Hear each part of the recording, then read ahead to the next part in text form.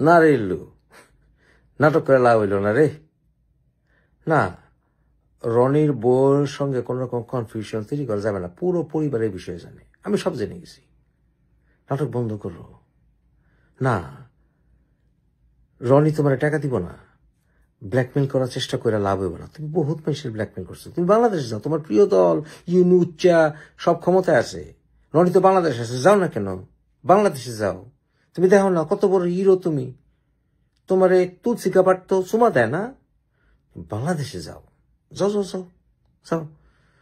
তুমি যে খান কিরণে নাটক তৈরি করছো না, শেখ হাসিনা আমল থেকেই এই ব্ল্যাকমেল করে রনির চেষ্টা করে আসা হইতেছে। সব জেনে গেছি। এই খানকির এভিডেন্স সব আমার হাতে চলে আসছে। না রে, 38 ঘন্টা কেন? 38 বছর দিয়েও তুই ব্ল্যাকমেল করতে পারবি না। তুই মনে করছস তুই একেবারে রনি কাইপা তোর ব্ল্যাকমেলের শিকার হইব?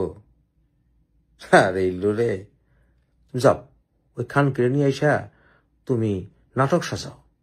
সব ইনফরমেশন চলে আসছে আমার কাছে, এভিডেন্স চলে আসছে। এই খানকির যত কাগজপত্র আছে না, একটু ভালো করে পরীক্ষা করো। এত কাঁচা কাম কইরা যদি রাজনীতির ফিল্ডে রনি রাজনীতি করত, হ্যাঁ, তাহলে তো কাম হয়েছিল রে। 2 দিনের রিপোর্টার সাংবাদিক সাচ্ছস।